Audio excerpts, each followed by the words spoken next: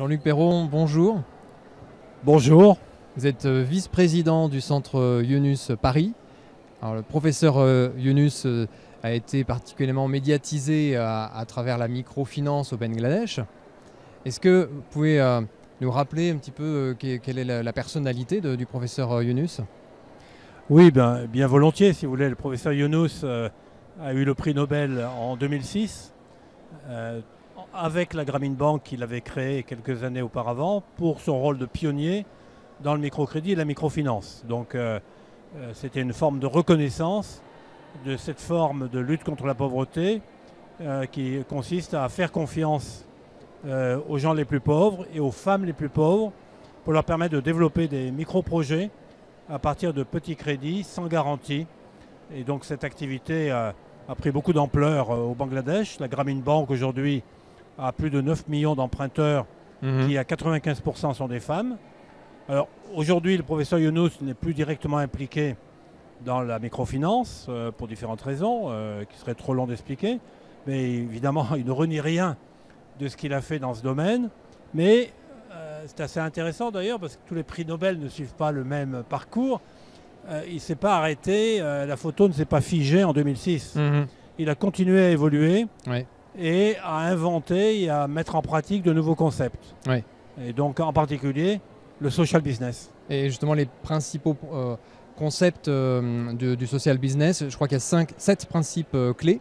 Est-ce que vous les avez de tête ou en tout cas les principaux? On ne va pas asséner 7 principes comme les lois de Moïse. Moi je vais définir les choses très simplement. C'est mettre l'entrepreneuriat dans ce qu'il a de meilleur, c'est-à-dire son dynamisme, sa créativité, l'innovation, sa capacité à conduire des projets dans le temps, son efficacité, son contrôle de gestion. Tout ça, c'est des choses très très positives. Les mettre au service d'une cause sociale ou environnementale, enfin sociétale, on va dire, sans but de profit pour les actionnaires. Donc, parfois ça a choqué en disant mais non, une entreprise c'est nécessairement fait pour enrichir les actionnaires. Non, c'est un concept qui est basé sur la créativité humaine. Cette créativité humaine, elle n'est pas uniquement asservie à la recherche du profit. Ça existe bien évidemment. Yunus ne prétend pas que toutes les entreprises vont devenir des entreprises de social business.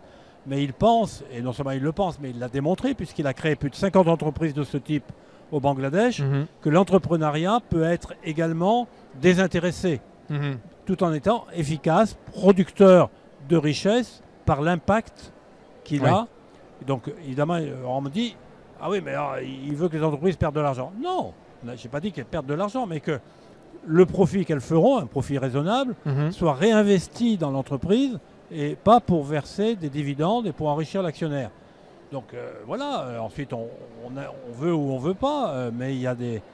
on sort de, je dirais, de ce cloisonnement absurde entre soit c'est tout philanthropie, c'est forcément du don, mais le don, on le fait une fois et puis ensuite, bon, on ne peut pas le récupérer par définition, donner, on ne peut pas rendre.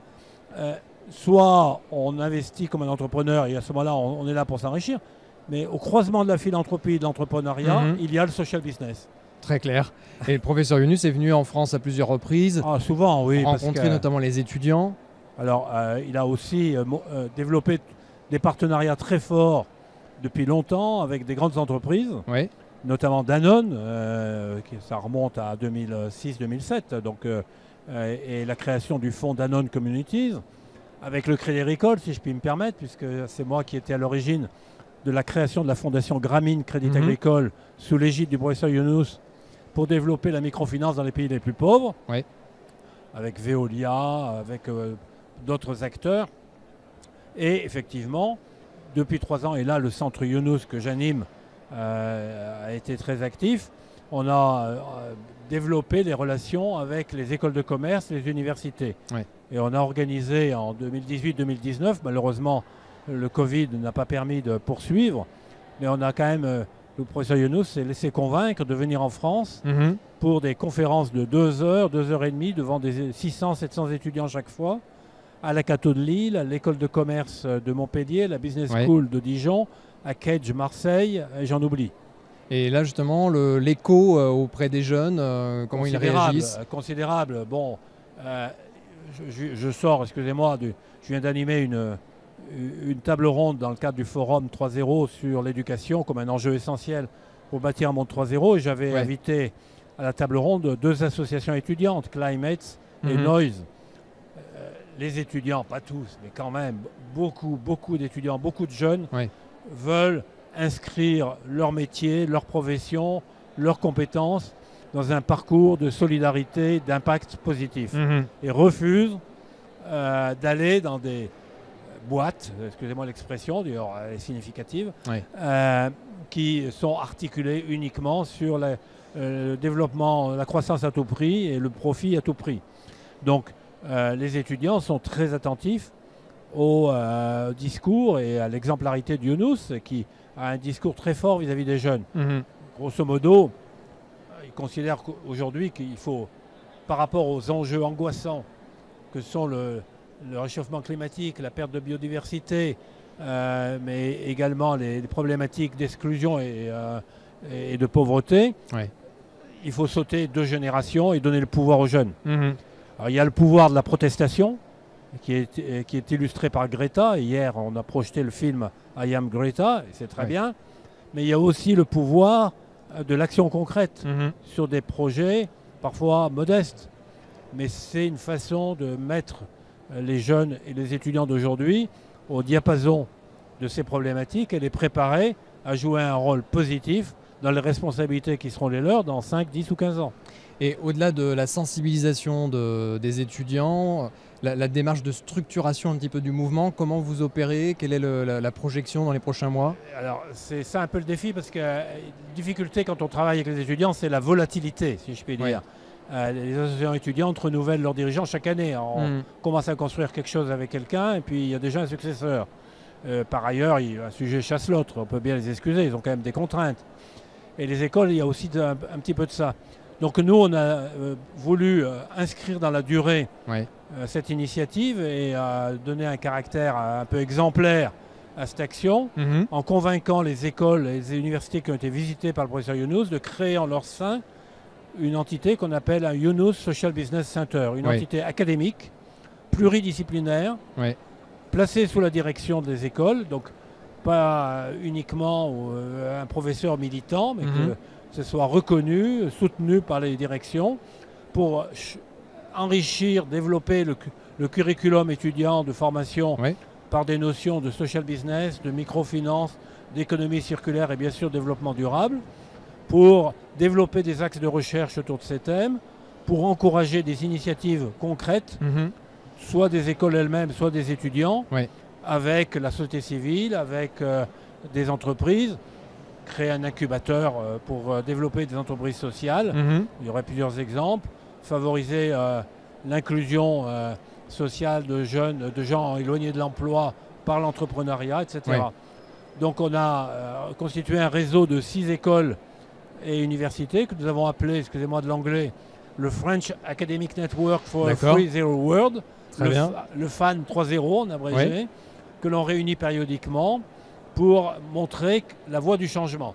Mais très honnêtement, il y a beaucoup à faire.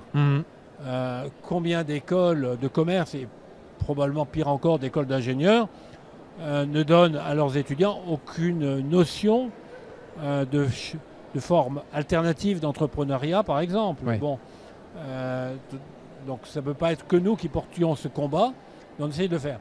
Et le professeur Younous, récemment, c'était à l'occasion du Social Business Day le 28 juin dernier, a lancé une nouvelle initiative qui est tournée entièrement et exclusivement vers les jeunes de 12 à 35 ans. L'idée, c'est de proposer à des jeunes de se regrouper par club de 5 membres pour ensemble définir un objectif, une action concrète qui s'inscrit dans le cadre des 3.0. Ça peut être la lutte contre le gaspillage, la lutte contre le plastique dans la nature, ça peut être la lutte contre l'exclusion, ça peut être sociétal, ça peut être le climat. Tous les sujets sont possibles et les petits pas peuvent être tout à fait utiles et exemplaires. Mais le professeur Younous propose que ça se fasse dans le cadre de Club 3.0, qui soit visible, enregistré, qui communiquent entre eux par une plateforme qui est en cours d'élaboration pour qu'ils les jeunes puissent échanger leurs expériences, s'encourager mutuellement. Et là, la plateforme pourra faire communiquer un club de Marseille avec un club à Sydney en Australie ou à Bangkok en Thaïlande qui travaillerait sur le même thème. Oui. Et par ailleurs, quand il y aura 100 ou 1000 ou plus de clubs de ce genre, ce sera une force. Voilà, je ne sais pas comment on appellera ça à ce moment-là, mais une démonstration du pouvoir de transformation de la jeunesse. Oui. Et pas uniquement du pouvoir de protestation. Très bien. Et à court terme, vous avez aussi les Jeux olympiques et paralympiques avec les canaux où vous êtes hébergé au niveau du siège social. Donc, de façon plus générale, le centre Younous est là pour favoriser les partenariats entre le professeur Younous, qui est maintenant au Bangladesh à cause du Covid, mais qui continue à être très actif à distance, Oui. et des partenaires français. Et en fait, ce n'est pas très récent, c'est il y a presque 4 ans, Oui. que le professeur Younous a topé avec la maire de Paris, Anne Hidalgo.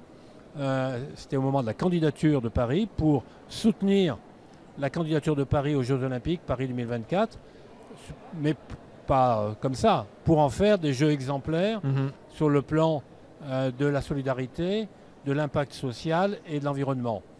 Et il a porté cette candidature, il était en juillet 2017, je ne pense pas me tromper, à Lausanne, aux côtés d'Anne Hidalgo et d'Emmanuel Macron, pour présenter la candidature. Et depuis, il continue périodiquement à intervenir dans un comité stratégique avec le comité Paris 2024. Concrètement, une des réalisations, c'est de permettre au maximum d'entreprises de l'économie sociale et solidaire, de Paris, du Grand Paris, mais même de la France entière, de capter les bénéfices économiques des Jeux Olympiques. Un budget de 7 milliards quand même. S'il n'augmente pas. Mais ces entreprises n'ont pas forcément la taille critique, l'information qualifiée, la crédibilité pour le faire.